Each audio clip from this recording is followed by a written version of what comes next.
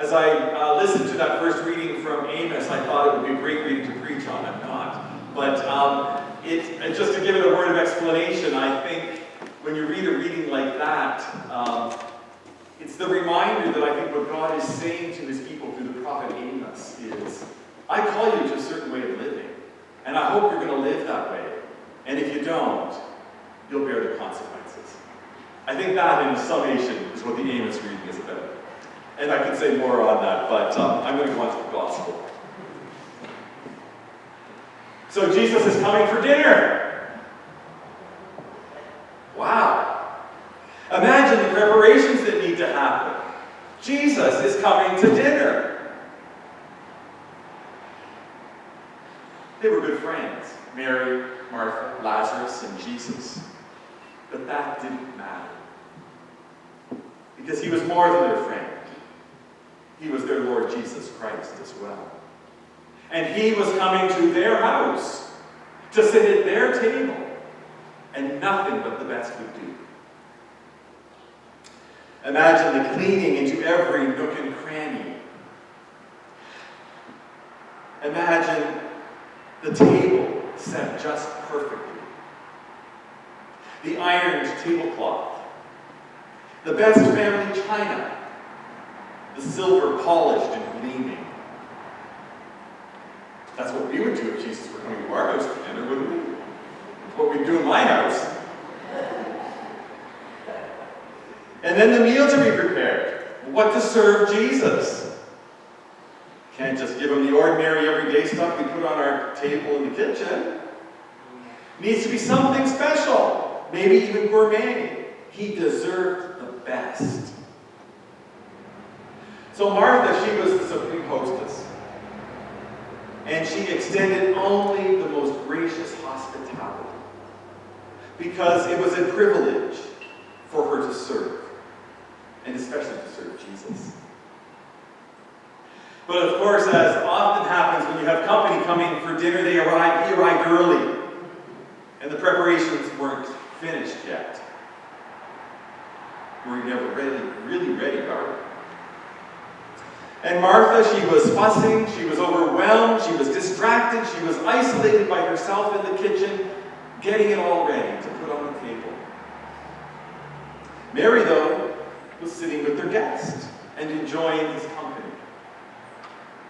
What was Jesus saying to her? Well, who knows for sure? It doesn't really tell us. He may have been giving some great, wonderful spiritual truths. Or he might have just been having a conversation saying to her, this is how things are going. These are the people I've met. These are the things I've seen. These are the controversies I've become embroiled in. Those Pharisees, you know what they did? That could have been what Jesus was talking about with Mary. And we know where the story goes from there, don't we? Martha gets perturbed. None of you have ever been Martha, though, have you? She had enough. It's not right for her sister to be sitting out there. She should be in helping me. And so she goes to Jesus and she says, tell her to help me. It's not just my job to get dinner ready.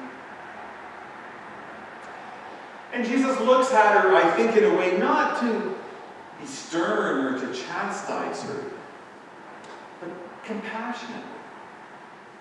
I saw one painting of this particular scene, and Jesus has his hand on Martha's shoulder. Because what he wanted to do was show her another way.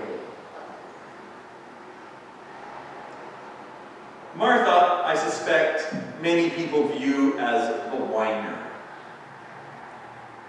She was so distracted that she didn't realize that it was actually appropriate to sit in the living room with the guest.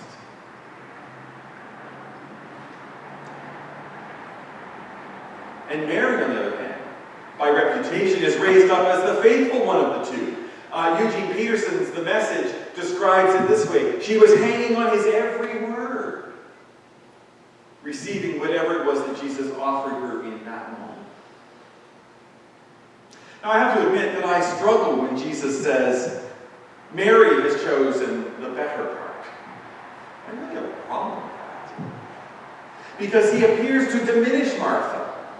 and to diminish her hospitality and her desire to faithfully serve him, which in my opinion was equally necessary in welcoming Jesus into their home. After all, if she hadn't done it, there would be no dinner to put on the table.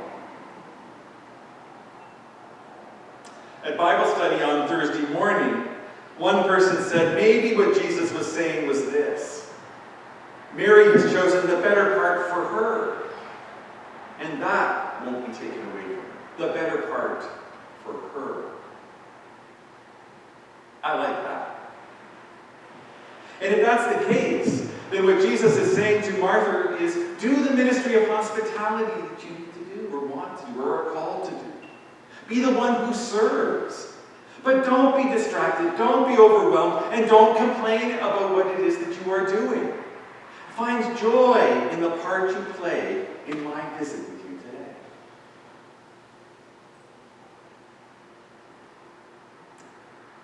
But he says to her, know this as well. I'm here today for both you and Mary. You are both my dear friends. You are both faithful to me. It's not a competition.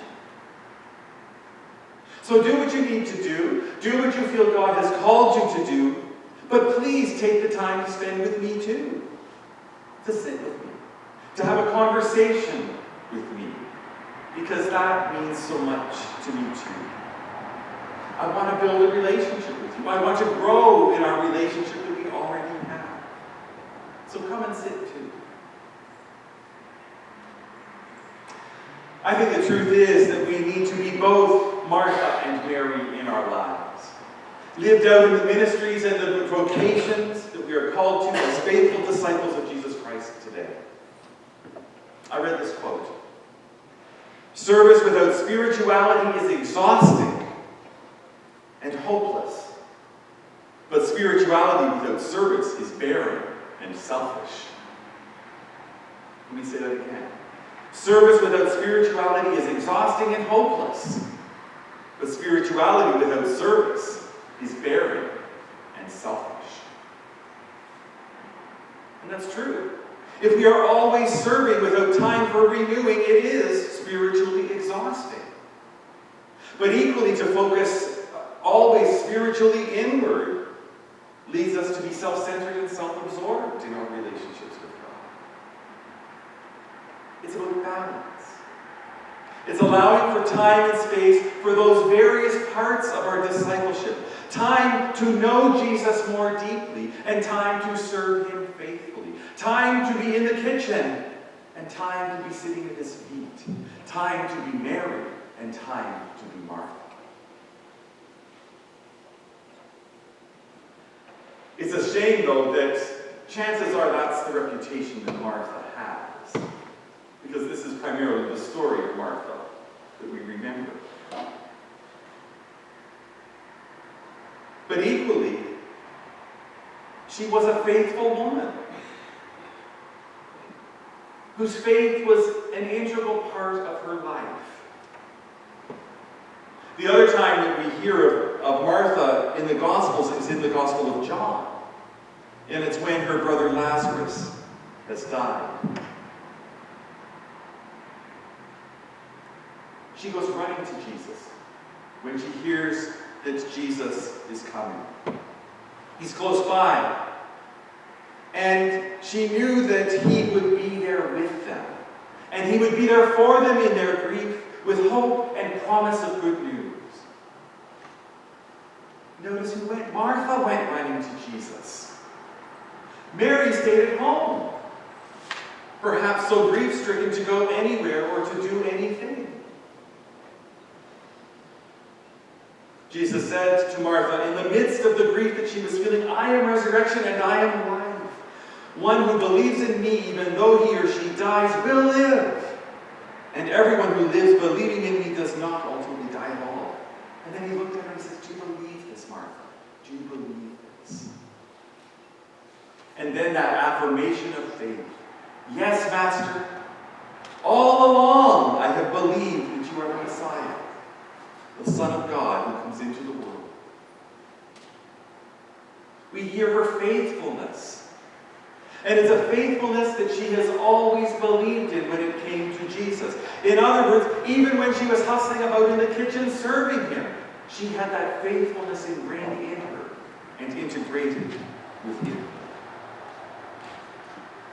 I think we see in Martha, and in this encounter with Jesus, a woman who is balancing equally the depth of her faith and the practical side of her personality. Martha appears one more time. And it's again in John's account of the last week of Jesus' life. We're told that Jesus went to Bethany because he was invited to a dinner party at the home of Lazarus.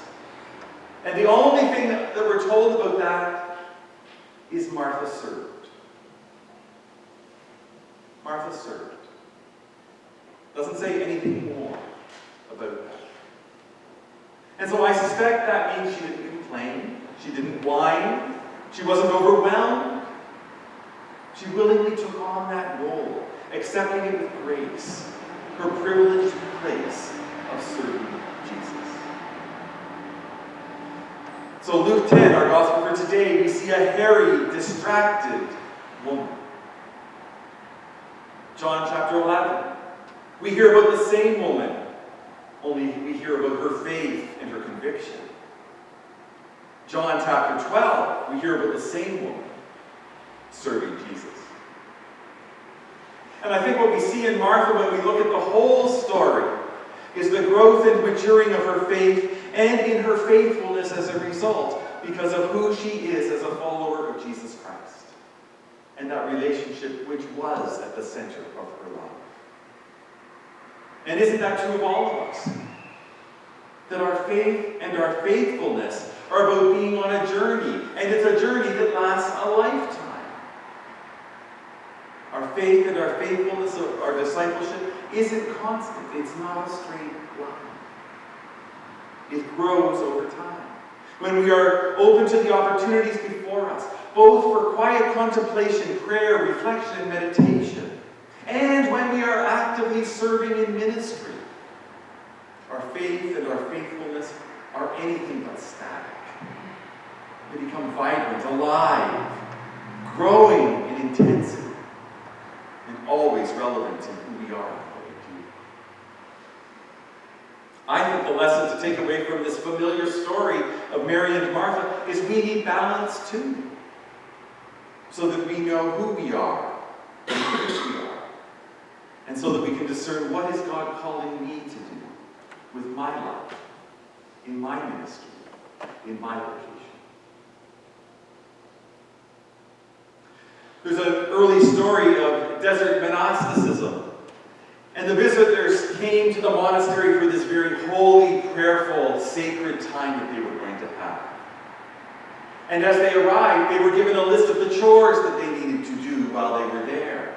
Well, they became incensed, scandalized that they were being asked to do work. We came here to pray, not to work. So the monk said, okay, well, you can use this room right over there. That's the room you can go, and you can pray, and you can meditate all you want in that room. So go. They did. But they weren't called when it was time for dinner. Brother Lawrence was one of the leaders of the early church. And Brother Lawrence very much believed in a spirituality that was part of work. It was Benedictine. We lived our spirituality by doing our spirituality, whatever it was that we were doing. And our relationship with God was always there. And he was most famous for his line when he said, I am closest to God when I'm washing the dishes. There's something to learn in that. That even those tasks that people may not enjoy, that may feel overwhelming and daunting, especially after a big dinner party, they can become spiritual moments of grace too, where God is present and our relationship with God is nurtured. So friends, let's not compare Mary and Martha. Let's not compare ourselves to each other, but let's become both Mary and Martha in our relationships with Jesus and in our discipleship as faithful followers of Jesus